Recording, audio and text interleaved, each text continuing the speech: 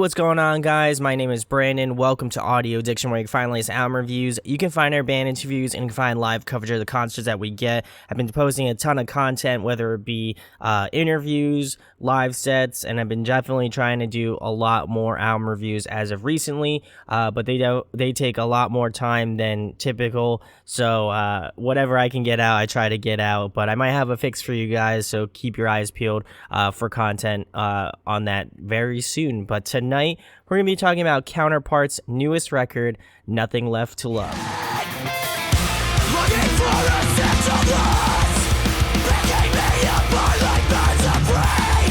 Where are the sense will depart from my head? So I've been a fan of this band for a good minute, basically back when Tragedy Will Find Us. That was when I found out about them, and I've been following them ever since. And I actually did a review of their 2017 record, You're Not You Anymore, as well as their 2018 EP, Private Room. And if you haven't checked those out, go do so. But I've seen them live. I've, definitely hoped to interview them on their upcoming tour.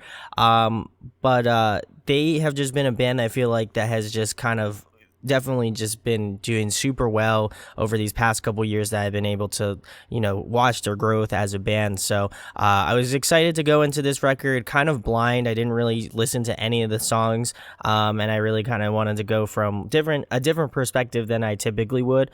And so I'm going to go through each track, obviously, go through some pros and cons on the record, and then finish out with an overall rating. So the first track is Love Me. It feels very much like an intro track. And the past two records that they have done, I feel like they have done these under 2-minute kind of intro tracks that are really awesome. They come out just super aggressive. I feel like they set the tone for how the rest of the record sounds and how it will kind of proceed as the record goes on. And they really set up the mood, the tone, and it's one track that I feel like really just sets off the record. So we're going to move into track number 2, which is Wings of Nightmares. This is the first single that they had released, and I feel like Brendan absolutely brings the heat in this song. As being one of the singles, I feel like they put out some of the stronger, maybe not so much maybe on this record as much, because I obviously knew which ones were the singles as per, doing the review, but this one is a strong contender, on the record, and I feel like it fits very well into the whole kind of concept and thought of the record, but I definitely feel like it can stand alone as like a single song as well. I love the drumming, especially, obviously done by their drummer, Kyle. I think he really has these great moments of like some blast beats, as well as some really just awesome drum fills. I'm not a drummer myself, but I can appreciate just the skill and the ability to do that, and just the energy he brings to the track really amplifies, not only the guitar parts, the bass, Brendan's vocals. I think they really just kind of rip it. Alex and Blake on the guitar are some of my favorite riffs in terms of like hardcore, melodic hardcore music as of recently. I also like the new Knock Loose record as well. But just some of the writing on this is really solid, and I feel like it goes unnoticed at some points. I felt like that even in like Private Room and You're Not You Anymore, there was definitely some guitar parts that, looking back now, I'm like, wow, these were some really great guitar parts, but just the evolution of it is really solid. And I love that last breakdown at the 2 minutes and 25 second mark to the end. I definitely feel like it hits, and is one of those, just again, one of the stronger tracks off the record for sure. So we're going to move into track number 3, which is Paradise and Plague. This is the other single that they had released. I think they released like 4 singles off this record, but the lead work in this track was really solidly done by Blake. I think it's definitely more of an improvement, and more apparent in terms of this song. I feel like the leads stand out a lot more, and they feel more in the front of the mix and the master on this track as well. Again, based off of the selection of the single, I think they did a really great job of, showing off their new side, including clean vocals. I don't believe that they had clean vocals on any of the previous works that not only I reviewed, but also records that they've done. So it's a new path for them that they're carving out, but I definitely feel like it's a welcome addition to, what the band does and what they've been doing, and just as their progression grows as a band. I also love the part between the 1 minute and 35-second mark to around the 1 minute and 50-second mark. Nice little breakdown that I feel like Alex just kind of just adds his own little guitar flair in there as well. But as well as that, just his welcome addition to cleans as well. That is definitely something that is a little bit more apparent in this song and the last song off the record, which we'll get into a little bit later on. So we're gonna move into track number 4, which is The Hands That Used to Hold Me. This one, I think Brendan absolutely goes hard in this track. I think vocally, in terms of a lot of the songs off the record, obviously they have a lot of emotional value to them as a band and just writing their music, but this one, it just hits on a whole nother level in terms of, I feel like emotionally, I feel like Brendan was definitely more attached, and you can hear it kind of like in his screaming and the way that he is able to kind of like lyrically go about some of the vocal parts in this track. And just the conviction in his vocals really makes moments like 1 minute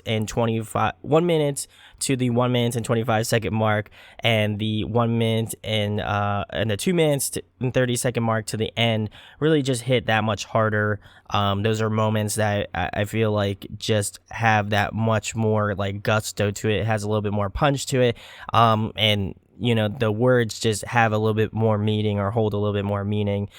Instrumentally, it's what you expect from Counterparts at this point. They really have just, I think, progressed over the years, just the way that they've been able to write. And it doesn't feel like, as much as it feels like very much like a Counterparts song, I think instrumentally they just kind of have impressed me more and more as the albums have gone on. And this one is definitely at their peak for sure, and I'm excited to see what they do next. So we're going to move into track number 5, which is Separate Wounds. This is the other single that they have released as well on the record, and this one is very interesting. I'd say probably the first 30 seconds is very different. It has this sort of ethereal ambient sort of intro, and then the silence kind of breaks as Brendan screams, and just the other instrumentation kind of bleeds into the track. I definitely dig the riffs in this track a lot. I think some of the guitar parts mixed in with some of the heavier bits are really a nice contrast and a nice juxtaposition in a lot of their writing style, and how they're able to kind of translate dissonance and just like aggressiveness, but also in a way that they do like ambience and kind of more of the softer moments is just a nice contrast overall, and it's something that I've appreciated from the band from the start. Definitely one of my favorite riffs off the record. I think they really have put together some really awesome guitar parts, and I think that has a lot to do with just Alex and Blake being able to write super well, and being very cognitive of their song ability. I also feel like this is a great utilization of their clean singing as well. I think Alex again does a really great job of kind of weaving his way throughout, and it doesn't feel like it's just there to be there. It has its meaning, and you can definitely hear it in a track like this one. But this one kind of expounds upon what Counterparts is, and I think it was a really great single, and I think it works definitely well in the sort of whole aspect of the record. So we're gonna move into track number 6, which is Your Own Knife. This one definitely comes out the gate strong, especially after Separate Wounds, which was a little bit more on the softer, I know that sounds very weird to say, softer side, but this one is just aggressive out the gate. It's just anger and just rage, and I definitely appreciate that. And just the songwriting ability in contrast in this song is very cool to Separate Wounds, and I think that just has a lot to do with just the structure and the arrangement of the record. But This one is awesome, and I love just that it's so brutal from start to finish, and especially at the 53-second part where Brendan says, "You should have left me die," and that breakdown just breaks. I think that is a great example of just, using that sort of like, I guess, negative space in a song to really, justify a point. And it is definitely one of those moments in that record that just had me shook for about like a good few seconds. And it starts at 100 and doesn't let up. And probably one of my favorites off the record without a doubt. So we're gonna move it into track number 7, which is Cherished. Also, I really dig the guitar work on this. I know I've been saying it a lot, but some of the riffs on this track and on the record in general are really solid. But this one just feels a little bit different than the rest. Especially that intro riff and first verse just absolutely gets me. I think they just have that sort of catchy ability to really write some awesome guitar work. The lead part is also really cool. It has this sort of echoey, almost reverby sort of guitar effect, and the utilizations of cleans were another great addition as well. Nothing just crazy to write home about, but just well worked into a track. I really do like the breakdown between the 1 minute and 45-second mark to around the 2 minutes and 23-second mark. I thought that was really solid, and just the contrast to the sort of cool ethereal bridge that they had thrown in after that part, I think was very cool. And as well as that, before the breakdown, I love the rhythmic change that was done. I think that was super clean, and I also feel like that will go under a lot of people's radars, but it was musically very well thought out and worked out as well. So we're going to move into track number 8, which is Imprints. I love the groove of this track as well. It's got a really great swing and rhythm to it. I'd say some of my favorite parts was Kyle's drumming at the 49-second mark to around the 58 1 minute mark, slot right before the breakdown at the 58-second mark to around the 1 minute and 10-second mark.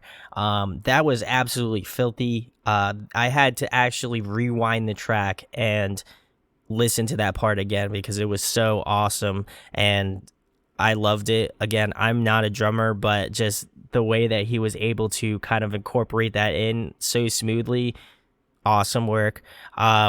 I would also say this track definitely has almost a sort of like happy feeling to it, which is very weird. I think it's more along the lines of like major chords and just the writing style, which just feels a little bit different. It has that, again, melodic feel to it, but it has that sort of like happier major sort of feel to it, which is juxtaposed to just the incredibly sad lyrics of Brendan.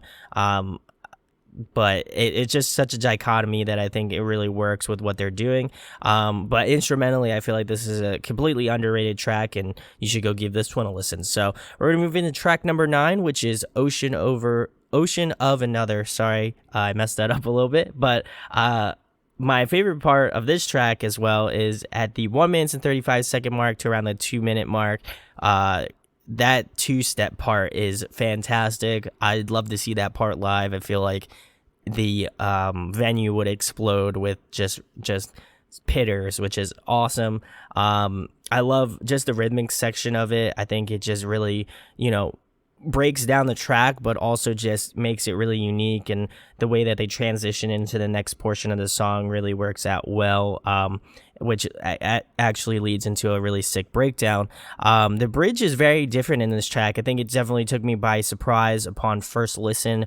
It is a little bit out of the box at first, but I think again, with a lot of their tracks, the juxtaposition between the two, where they have something very just like heavy or very dissonant, and they pair it up with something maybe like a little bit more major, or they pair it up with something that's like a little bit more has a little bit more ambience to it. I think brings a different perspective, and also brings a different atmosphere to the track in general. I feel like it's harkened to almost like an oasis in the desert. It feels very different, and I just love when they do that. I think it it's probably one of their strongest points as a band, and they know how to do it well. So we're gonna move into the last track, the title track, which is "Nothing Left to Love."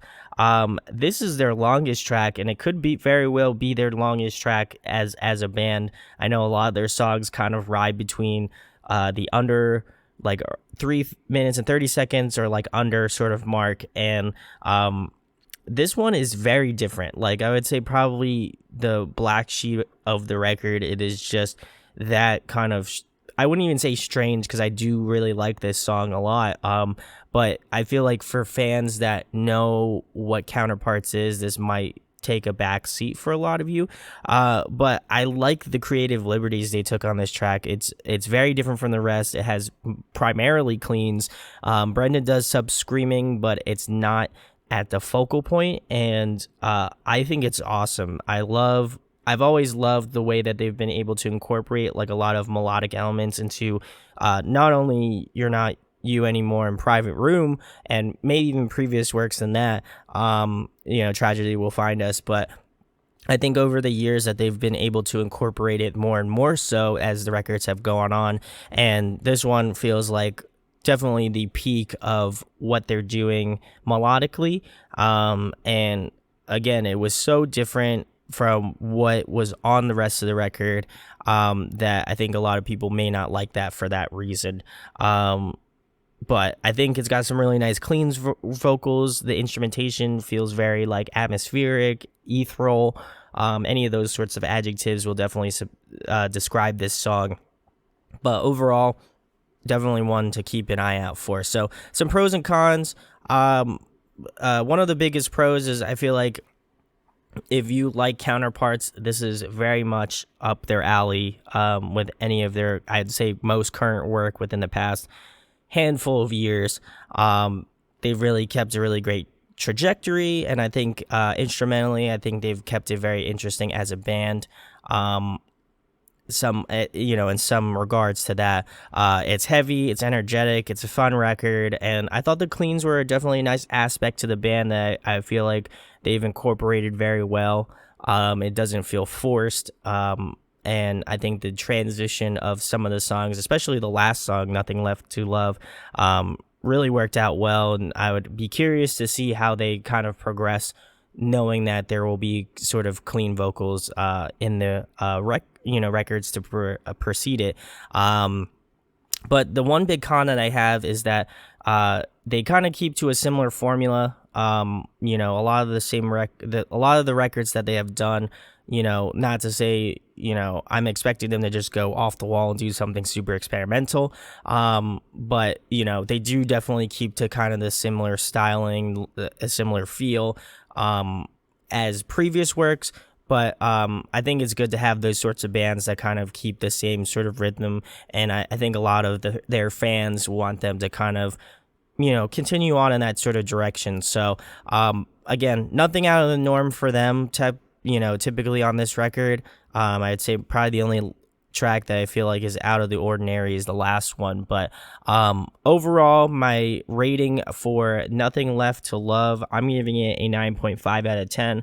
It's definitely an album of the year contender, despite, my con about it. I think it is a fantastic record, heavy, emotional, and just a really great record from front to back. So let me know in the comments what you think about this record. It came out on Friday, so make sure to check it out if you haven't. Links are below, and they'll be on tour with, well, at least on the East Coast, they'll be on tour with End. I'm gonna forget some names, Varials, and another band. I'll try to find the tour poster and put it up there for you. I know Great Haven's doing a few dates. They're awesome. Go check them out. And if you enjoyed this review, make sure to share it, like and subscribe. It goes a long way. Thank you guys for your continual support. It means a lot. Like, I'll see people post on social media about me, or like share my post, or like a tweet or something like that, and it definitely brightens up my day, and it's a really cool community to be a part of. And thank you guys for checking this out. And like I said, my name is Brandon. You hope you got your fix, and we'll be talking with you soon, guys. Hey guys, hope you enjoyed the video. Thanks for watching. Of course, if you enjoy what we do, make sure to go check out the other series we do. We do album reviews, we do band interviews, and we do live videos, so definitely go check that out. Hit that subscribe button. It really helps out our channel, helps us grow. Make sure to hit that like button as well. Go follow us on social media. That's all down below. We try to keep that as updated as possible. We also made a new website where we'll be posting photos of upcoming concerts and stuff like that, which you can go check out at audioaddictionmedia.com and come get your fix with us, guys. Talk to you later. Deuces.